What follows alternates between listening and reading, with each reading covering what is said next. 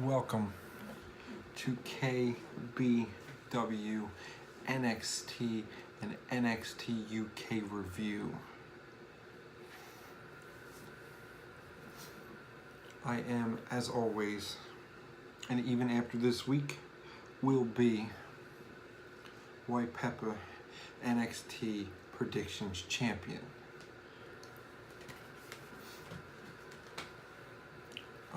Always wanted to try the Triple H entrance.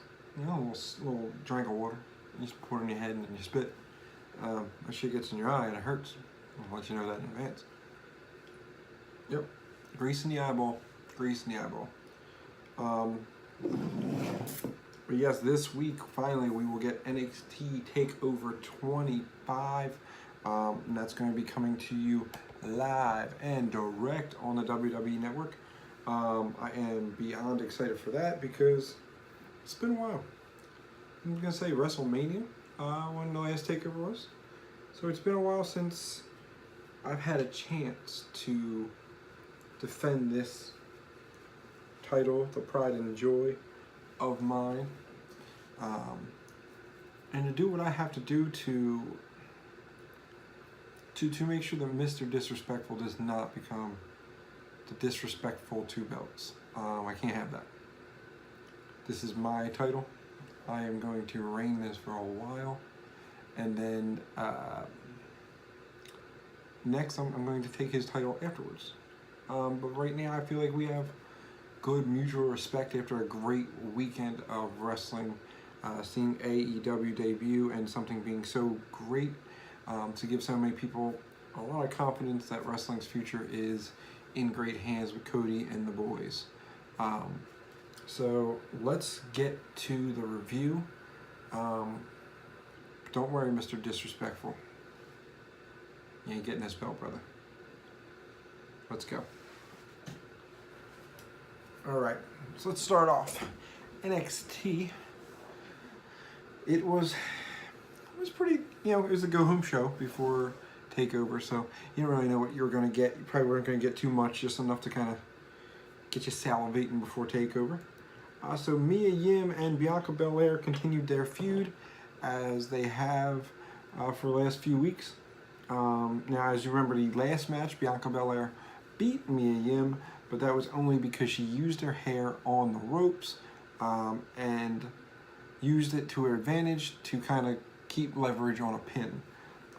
This time around, Mia Yim defeats Bianca Belair by using her hair. Yeah, I rhymed all the time. Is it a crime? Sorry, can't stop it. So maybe I'll just hop in, pop it, pop lock it. I'm sorry, I don't know. I can keep rhyming. It's annoying. So here we go as she connects with the Protect Your Neck for the victory, but while doing so, had Bianca Belair's hair to use to leverage to connect with the Protect Your Neck finisher, dealing Bianca Belair her first pinfall loss. So Bianca Belair finally loses by pin for the first time ever. So that obviously we know that is far from over between Bianca Belair and Mia Yim. Next up, Kushida gets a second match in NXT, and second or third, I think second. And he faced Drew Gulak, who, as you remember his last match, Gulak was kind of just like lingering at the top of the ramp, looking very unimpressed by Kushida. So that's kind of how that went down. So this time it was Drew Gulak. He hits him with the Philadelphia stretcher. Or represent the 215. We love some Drew Gulak here in Philadelphia. got the same beard, you know what I'm saying? Basically the same guy. So he wound up losing to the Japanese star. Honestly, I don't care that much for Kushida so far. They usually really, promote these guys when they come in, and I mean Kushida's matches have been pretty uneventful so far. I get it; it's only a second match. Nothing to super duper complain about, but just they better improve in showcasing them is all I'm gonna say. So that match was a pretty stretching, but obviously after the match, Gulak was super mad, getting a shouting match with Kushida, calling him a coward for the method he used for the victory. And then post-match, he wants a rematch with Kushida. And we shall see if that is granted in NXT, which it probably will be. Next up, this was how it ended. There wasn't a lot going down here on NXT in the Go Home show. They're pretty much prepping for another amazing NXT takeover show. So it was Oney Lorcan and Danny Burch against the Forgotten Sons as a little preview of the big ladder tag team match coming to you at TakeOver. So this obviously was a non-contest as the tag teams were fighting, and Jackson Riker got involved on the outside because he was not actually in the match. It was Cutler and Wesley Blake. So when Riker got in, he kind of got involved in the match when he shouldn't have. Referee kicks him out. When he gets to the top of the ramp, Montez Ford and Angelo Dawkins get involved themselves and start beating up Jackson Riker on the top of the ramp. That then follows with. It seems like that was it. They didn't care anymore, so the Street Profits go into the ring to just take it to both teams that are in the ring right now. Bell rings, disqualification. Jackson Riker is still on the outside at the bottom, and all of a sudden you see Adam Cole, baby, and Roderick Strong. They come out and they start beating on Riker. Meanwhile, from some part of the arena, I don't know where the hell they came from, but Bobby Fish and Kyle O'Reilly get in the ring, and now they're fighting. So then the Undisputed Era do what they do best, and they divide and conquer. So they all come out and they come into the ring. The entire Undisputed Era beats up on everybody in the ring. They look like they're about to be, they're just going to stand tall and call it a day. But then they remember that Jackson Riker is still on the ramp, and Adam Cole pulls a ladder from the bottom of underneath the ring. They charge him with it like a battering ram, hit him in the chest, and he takes off for a little trip. And then they set up the ladder, and they get to and Adam Cole climbs it, stands on the top, while the other three pose around him, and Adam Cole says, Matt Riddle, Johnny Gargano, this is the end for you, kind of thing. Like he basically said, this was undisputed. Cool line. And the show goes off the air with that. So it was a good show. NXT, that's good for the go home, because Saturday night they're gonna tear the damn roof off, and I'll tell you what, I'm gonna be excited. Hopefully I made all the right picks and predictions, and next Wednesday we will get to discuss TakeOver, as I will still be doing your NXT reviews. If not, it's gonna be Mr. Disrespectful, and they're not gonna be as fun as when White Peppa does them. So that was it for NXT. It was a very short NXT this week. It was not really as big, long, and thought out as last week's. I guess while we're on this, we might as well take a look. I know in the main cast we also go through the picks for Takeover, but I might as well just dip in, and since I am doing the Takeover reviews, I'm going to dip in here and let you know my picks and kind of see if everybody else agrees with what I got going on here. All right, so in the Matt Riddle Roderick Strong match, I do have Matt Riddle winning this match. I did notice after I picked this, I feel like I picked the Undisputed Era to do nothing, which seems a little bit dumb. One of them's going to have to win one of these matches. So I picked Matt Riddle to beat Roderick Strong in that singles match. For the NXT North American Championship, I saw the Velveteen Dream going over on Tyler Breeze. Tyler Breeze is down there to kind of create a pop and, you know, another great opponent for the Velveteen Dream, but I really don't think you're going to get an NXT North American title run from Tyler Breeze after his, I don't know if you call it demotion, since his brand, I believe, is better.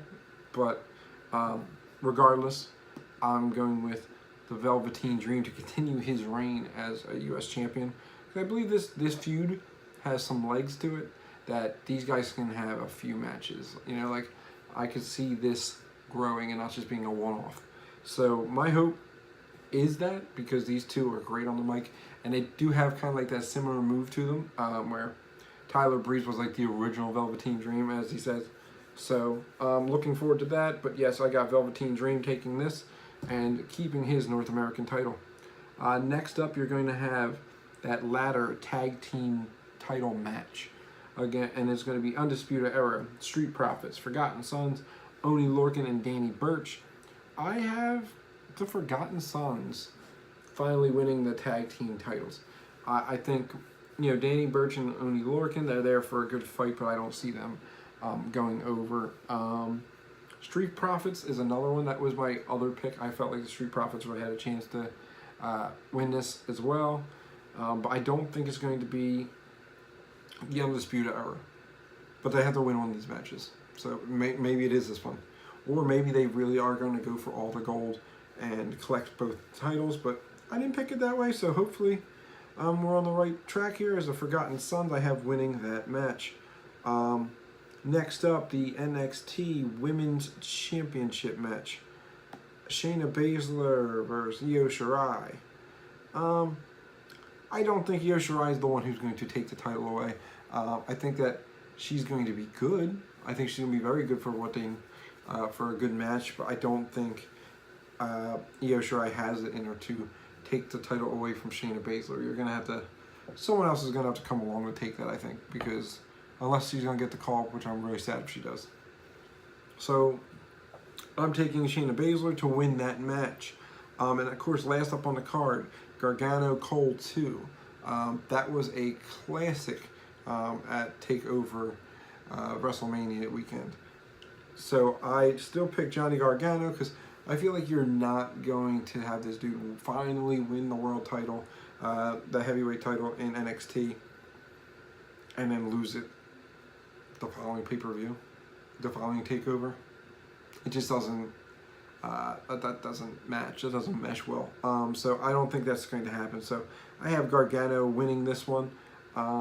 Most likely some kind of weird interference where Adam Cole's going to get screwed by Roderick Strong or something like that. To kind of, because I think Roddy Strong's on his way out in the Undisputed Era, and you're going to have that original 3 again. So I have Gargano winning that, and those are my picks for NXT TakeOver 25. Join me in a few. I will be back with your NXT UK review in just a few. Until then, see you guys.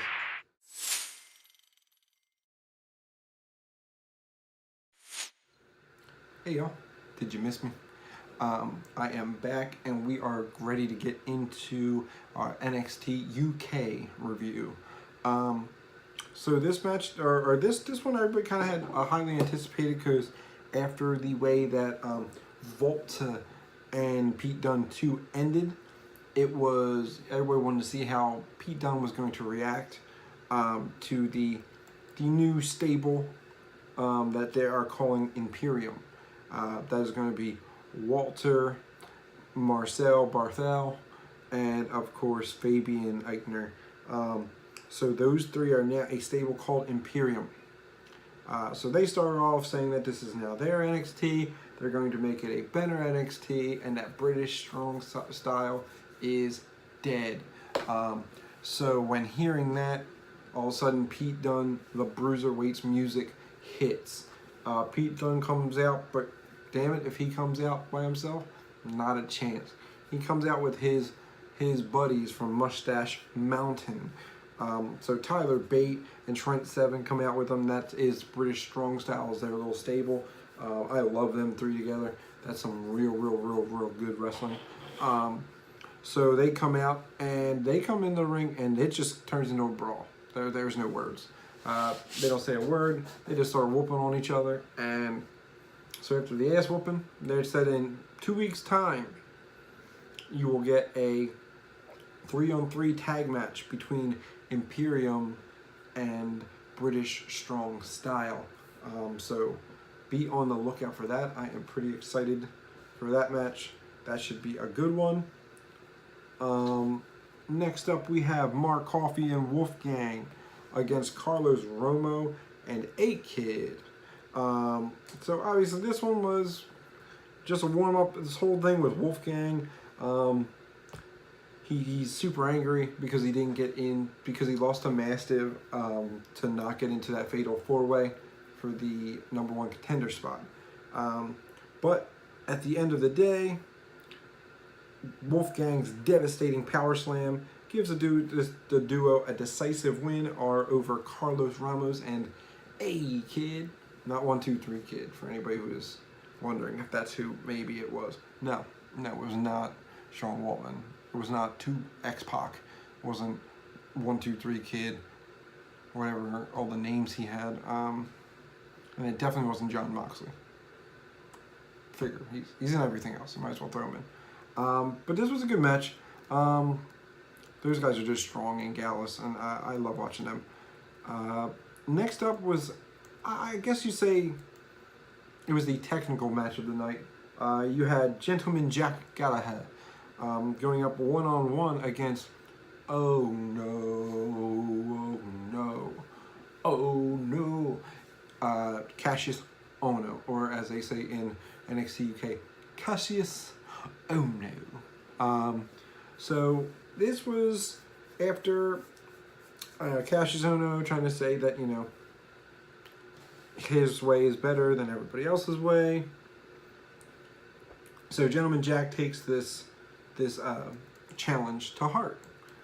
So this wound up being after voicing, because Cassius Ohno was mad that he did not get an invite into the tournament for the Final Four, or the Fatal Four-Way for the #1 contendership. So he went against Gallagher in a classic technical encounter, which soon incorporated a full extent of his brutality into the match in order to win at any cost. Ohno punctuated his onslaught by drilling Gentleman Jack with the rolling elbow, and that one looked like it rocked him. He hit him right by the ropes, and Gentleman Jack just dropped to the ground pretty quickly. It was a mean rolling elbow. So even though Jack Gallagher's leg was under the rope during the 3 count, the official did not see it, and the fierce competitor walked away with the victory. So, cheap victory, I guess, but it was a good match overall. Like I said, the beginning was very technical, very slow, and kind of drug on, in my opinion, but it drug on on purpose with the fact that they were supposed to be too technically, a technical masterpiece, as Nigel said, after he said, quote, "Grab me a tissue," because he is salivating. I like Nigel McGuinness. I think he really brings a lot to that commentary booth. It's very refreshing. I mean, it's everywhere in NXT. But I love me some Nigel. So the main event of the night was everybody's favorite Toni Storm against one of my new favorites, Nina Samuels. Nina Samuels, this women's division here is crazy good. So Nina Samuels and Toni Storm go at it in the main event of the NXT UK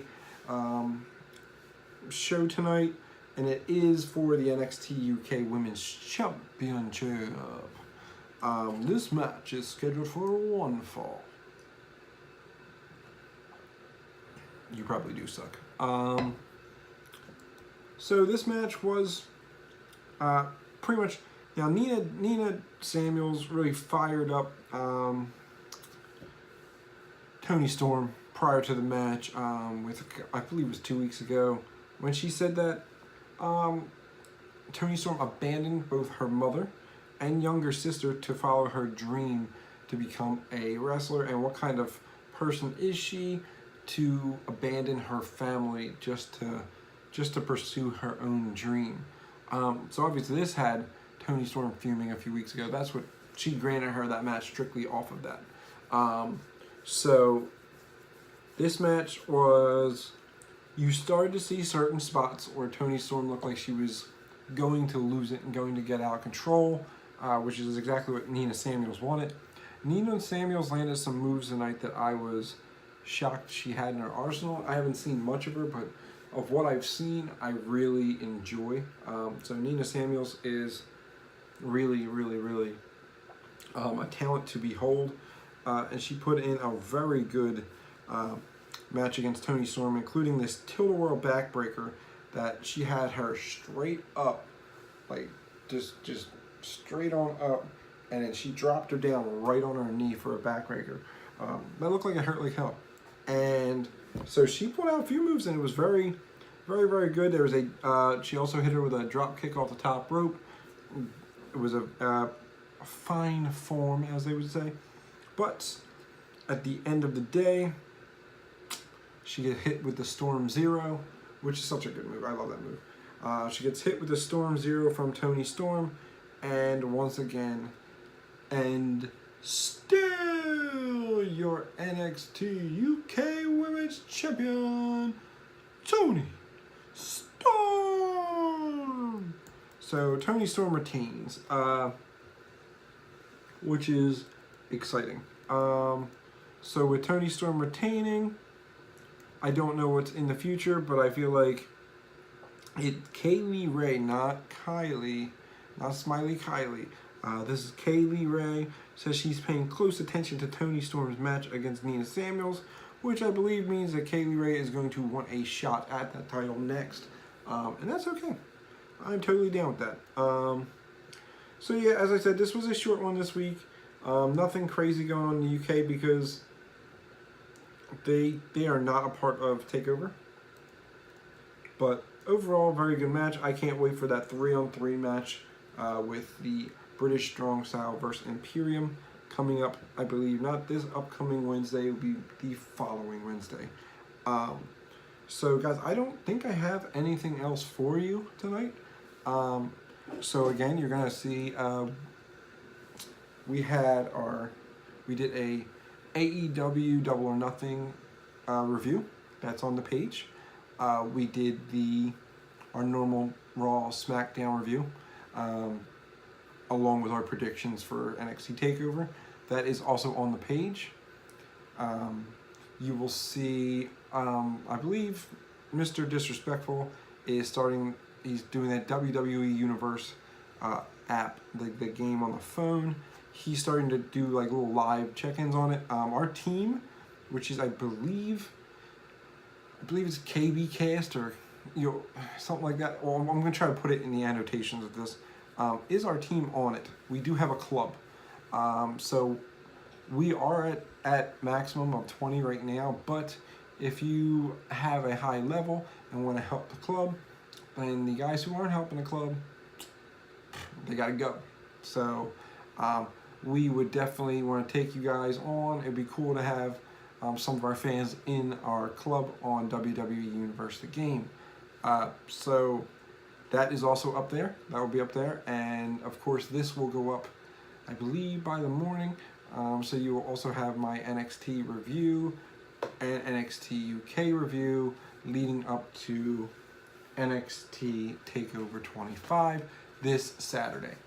If I win this Saturday, which I assume I will be, I'm going to try to do a review live. I won't be home, but I think I'm just going to bring everything along with me so that I can do the review straight from, straight to you live from location. So guys, I believe this is the spot where I will bid you adieu. And I think we're going to do it a little different. I'm going to do it the same way Kenny did it at Double or Nothing when he broke his nose and could not mwah. So we will do it that way. Double or Nothing edition. Guys, enjoy NXT TakeOver 25. As always, it's going to just blow your minds. So for now, I'm going to bid you adieu, goodbye, smoochies, and good night.